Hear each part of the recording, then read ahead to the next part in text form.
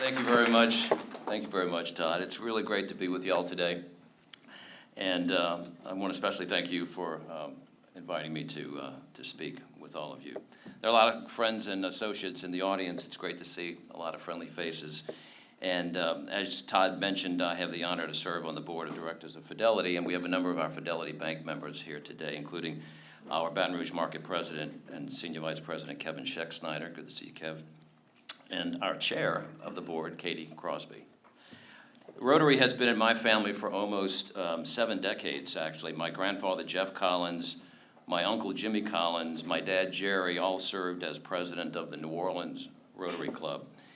And my aunt, Bobby Collins, served as the club's executive secretary for almost 20 years.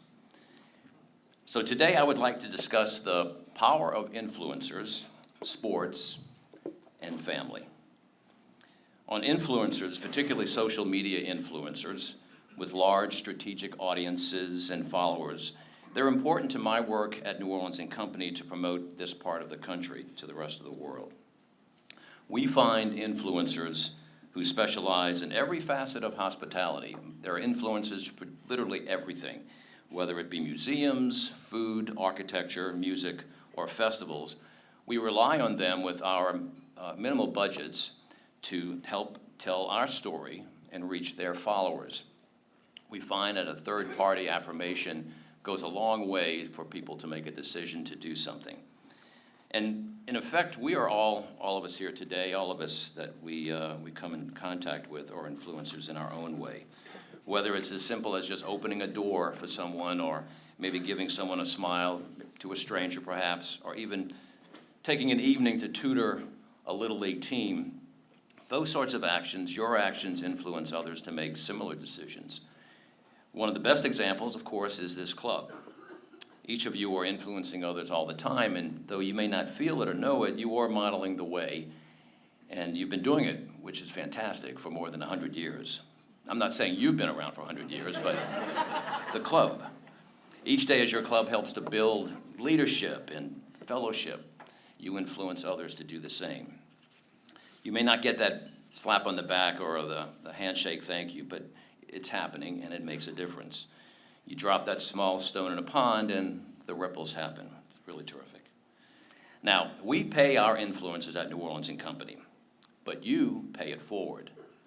Your service, your passion, your commitment, and so my family, all those Rotarians, thank you for what you do. So speaking of family, sports has influenced my family for many, many years. And sports, as you know, are synonymous with our great state. Now, whether it be Super Bowls, Sugar Bowls, New Orleans Bowls, Bayou Classics, basketball, high school sports, this thread has been found with the Romig crew. We were really raised to honor the legacy of sports in our state. And it is doubly special to be with you today as we are in the 50th year of the Caesars Superdome, a crown jewel for all of Louisiana. Now, college football was played, we think the first game was played in 1869 between Rutgers and Princeton, with its roots coming from soccer and rugby. We kind of like to think, though, that real football was perfected here in Louisiana. Some claim that the first organized game occurred on the campus of Tulane back in 1890. 2 student groups divided into 2 teams and they went at it. And LSU football, its first game in 1893 with head coach Charles Coates. And of course we remember all the undefeated seasons and boasting, as we should, for the 4 national championships. Now Tulane Stadium, affectionately known for many years as Sugar Bowl Stadium, hosted the first Saints game. It was 1967. And who can forget the first play from scrimmage, that 94-yard kickoff return by touchdown rookie John Gilliam against the LA Rams. Now, we lost that game, and it was in front of like 81,000 fans. But it really helped set the tone for the future.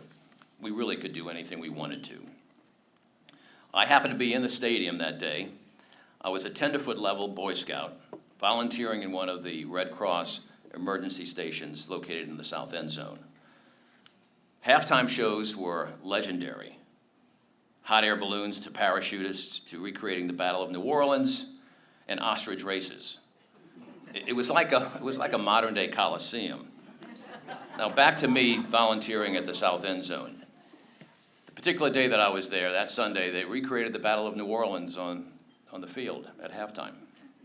Well, one of the soldier actors had an accident with the cannon fire and came running into the Red Cross station in the South End Zone where I was volunteering very innocently. It was a mess. Needless to say, I never returned again as a volunteer.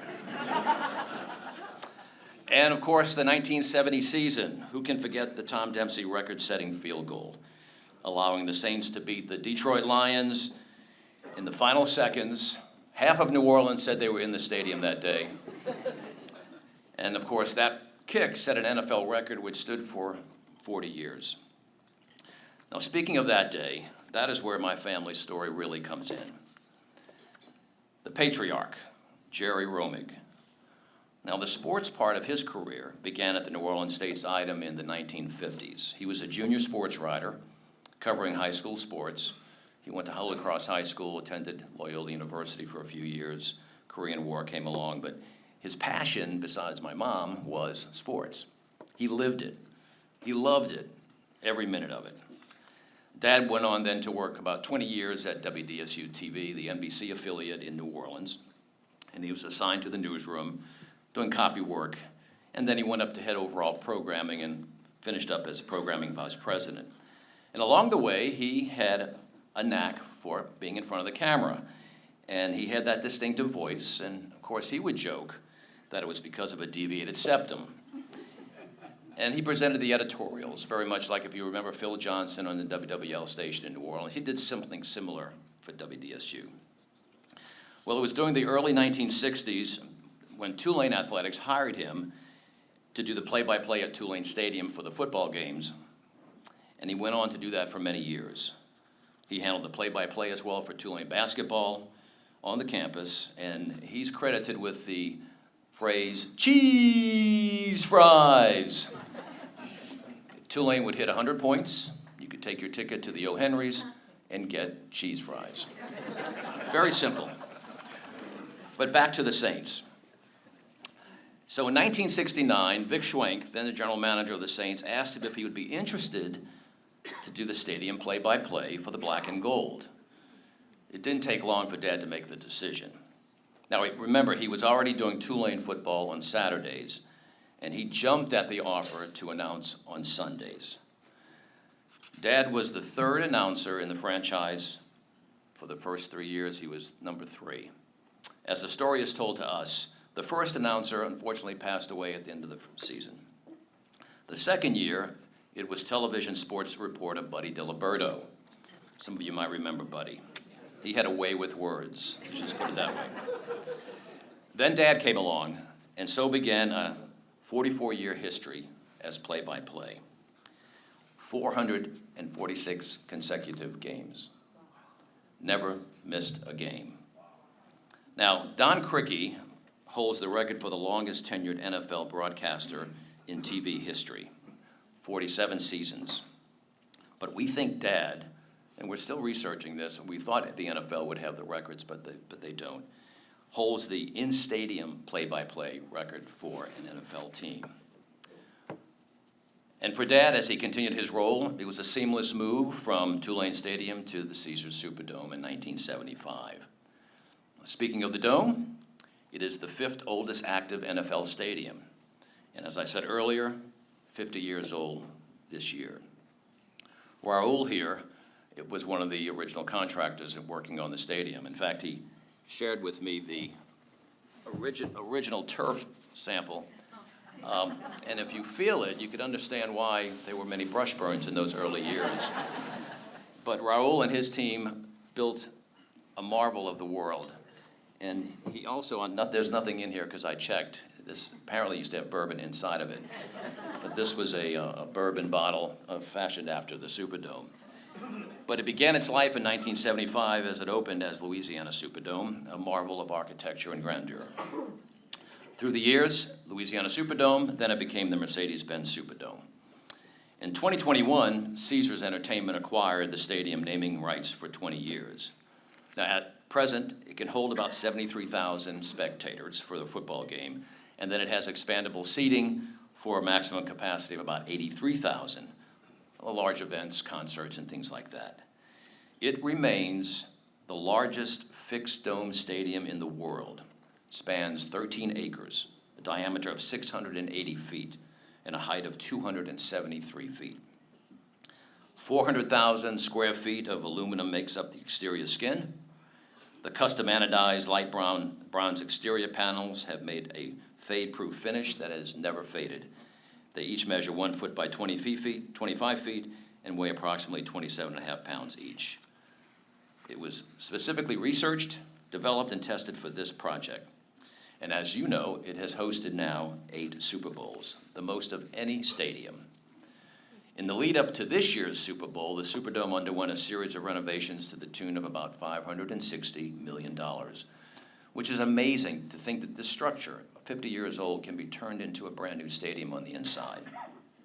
And it really, those of you who have been to the stadium since, it really has enhanced the fan experience.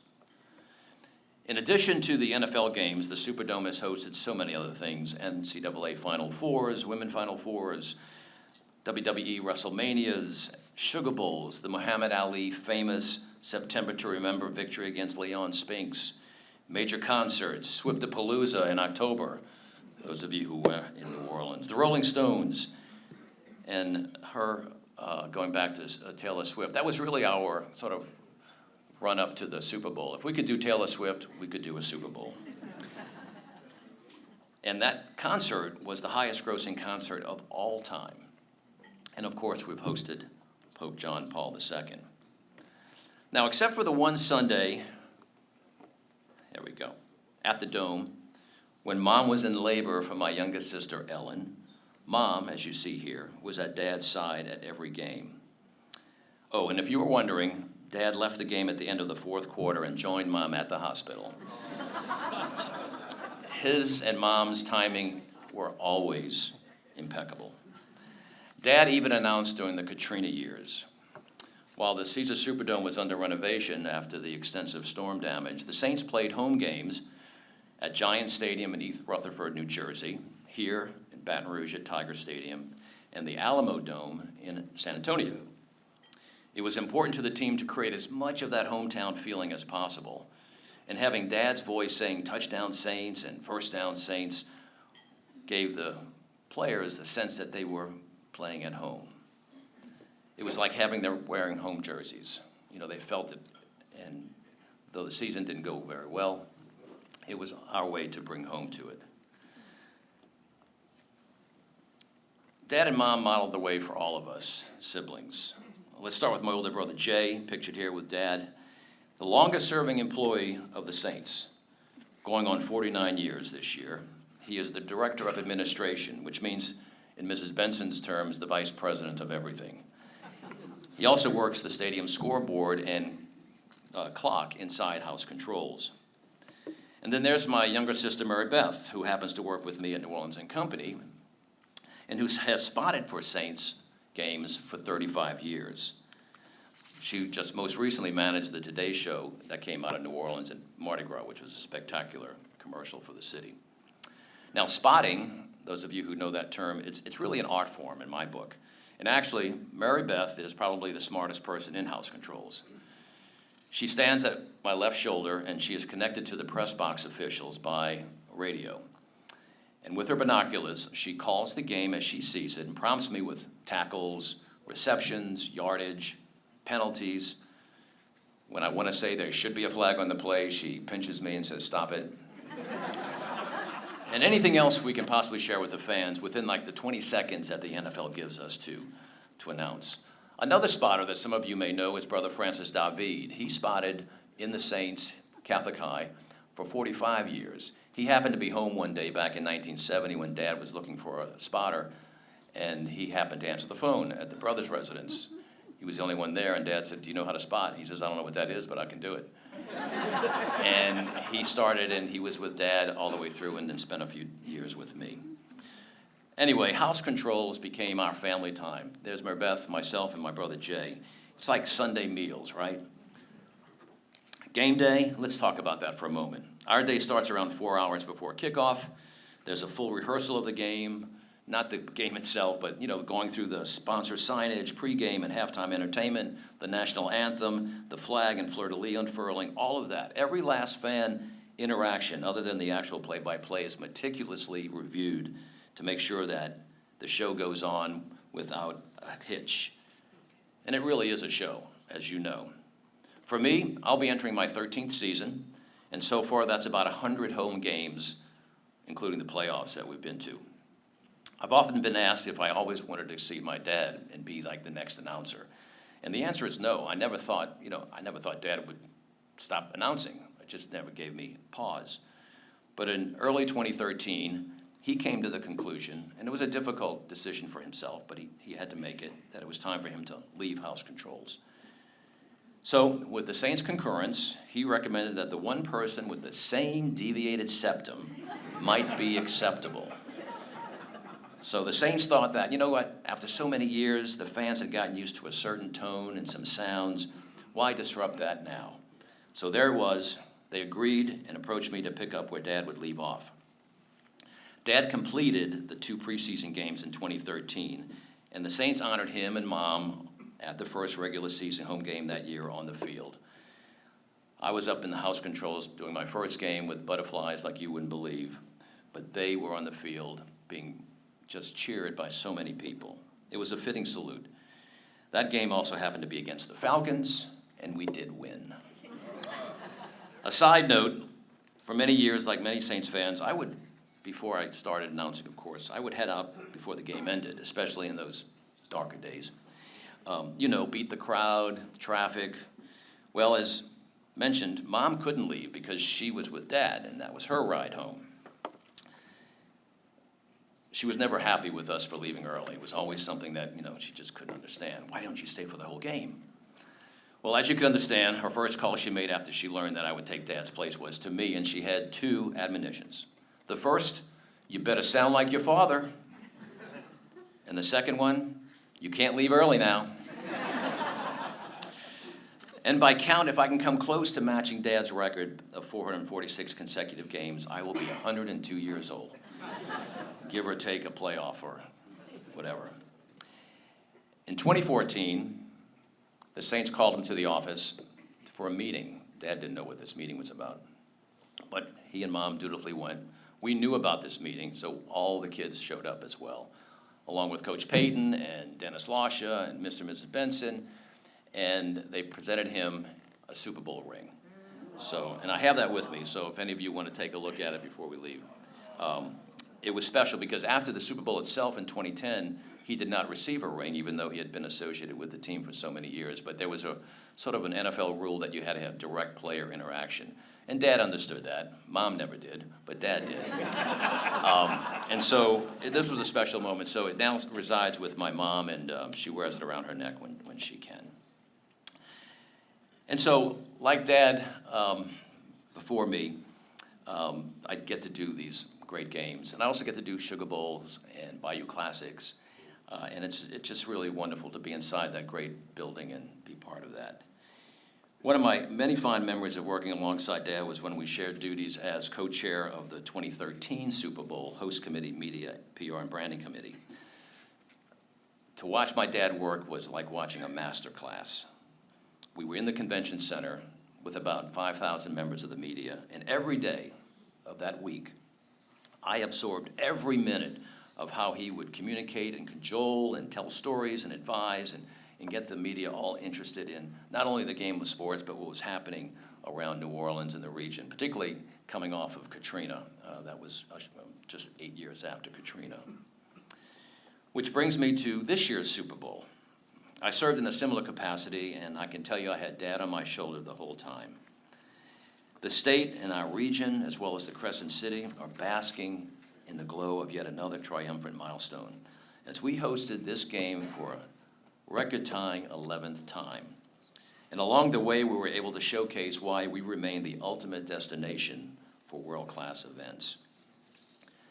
The historic achievement spotlighted our unmatched hospitality, our culture, and our community spirit.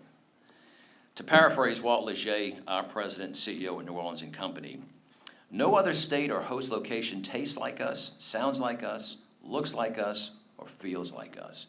And that all comes down to our people. They are the ones who craft the flavors, play the sounds, and exude the passion and an untiring spirit of hospitality. All of these are what make us a beloved destination for so many. And the numbers now speak for themselves. An estimated 127 million viewers tuned in to Super Bowl 59 on that Sunday, making it the largest audience for a Super Bowl game, and listen to this, the largest single network telecast in TV history. Our airport, the Louis Armstrong International Airport, processed 43,188 passengers on that Monday, the day of departure, making it the busiest day in the airport's history. Not to mention the air service here in Baton Rouge and the surrounding parishes. In New Orleans alone, over 500,000 airline seats facilitated arrivals and departures that week. Full capacity for hotels throughout this region, and we welcomed 6,414 members of the media from 20 nations across the world, the largest amount of media ever to show up at a Super Bowl. And has been reported before, federal, state, and local officials, along with our great governor, Ms. Benson, the New Orleans Saints, the Mariners Memorial Convention Center, ASM Global, the manager of the Superdome, and so many others, played pivotal roles in creating unforgettable experiences for visitors and media from around the globe. Their contributions cemented our state and the city's reputation as a premier destination. Beautiful logo. The stadium never looked better. Jeff Duncan, the Times-Picayune, NOLA.com, captured it perfectly with this salute to the host committee and the many partners that I mentioned. His quote, "Take a bow and a breath. You crushed Super Bowl 59. The game, the week, the event, it was an overwhelming success." As the world saw during Super Bowl 59, we are truly built to host as a destination. Unique culture, walkable infrastructure, the welcoming community make it a top choice for sports championships, conventions, festivals, and other large events. And we influence visitors to return again and again. And so it goes. The first quarter of 2025, we have collectively influenced the world. We probably convinced some cynics around the world that out there we can do great things when we work together. We modeled the way. We left a lasting impression. We were all influencers. We did, in my opinion, what no other state does better when it's time to produce. We delivered. So whether it is my family or yours or this august club of like-minded citizens, let's continue to be positive influences in all that we do and keep smiling along the way. Oh, and let's look at this season. Keep smiling. We've got a great new head. We have a great new head coach, Coach Kellen Moore. A lot of excitement, a lot of enthusiasm. My brother says the locker room is coming together in a very enthusiastic way that I think is going to pay dividends for us. And so for that, let's look for this season to have a lot of touchdown saves! Thank you very much, everybody. I think we have a few minutes for some questions, if anybody has a question. Yes, sir. Jay Little. How was both those games you talked about? And I understand that you are the sound of the golf tournament there. Zurich Classic, yes. Doing the announcing, and you're one of the best announcers they've ever had. Well, Jay Little, I follow your footsteps. I don't know about that, but I appreciate that. Jay speaks to the Zurich Classic. That's going to be coming up in April. Hopefully, y'all come down to TPC. Raul. Ladies and gentlemen, he worked on the original Superdome construction. Thank you, Raul. Give him a big round of applause. You must have been, what, 5 years old when you did that? I just graduated from college. Yes, I was a young kid at that time. And the clarification on that, though, is the fact that I worked for the state. We were overseeing the construction of the dome, so I didn't really build the dome. I oversaw what was going on over there. But my question is, you talk about influence. At that time, there was a question about where to put the dome. So the influence of why they picked the location where they chose downtown versus building New Orleans East, for example, they were talking about them building New Orleans East. So can you talk a little bit about the impact it had? Yeah, the reason why the Dome is placed where it is at the other end of Porger Street, the city fathers, the economic development team, felt like the city needed that shot on the arm in that part of the city. And the hospitality leaders also agreed that if you place something like this, a magnificent structure within the downtown area, you would get the proceeds that come with that. Now we have 26,000 hotel rooms within 1.5 miles of the stadium. As you know, many restaurants, attractions, and it makes the stadium in this city and destination one of the best for Super Bowls. Good question, thank you. Any other questions? I got a question. Yes, sir. What's your most memorable moment in the Superdome out of all of them? My most memorable moment in the Super Bowl, two in the Superdome. One, the no call. It was, that's how we all felt. I mean, it was truly one of those like, okay, we're waiting to see that flag. There should be a flag on the play, right? If I had said that, I would not be standing here today. And the other one, I think when Drew Brees set the record. That was a very special moment. But there have been so many. Yes, sir. Last question. Your most memorable musical moment? My most memorable musical moment. Oh, geez, Rascal Flatts, but I'm a Rascal Flatts fan. Fantastic, but I didn't go to Taylor Swift. I did not make that, but that could have been up there if I had seen that. Greg, thank you so very much.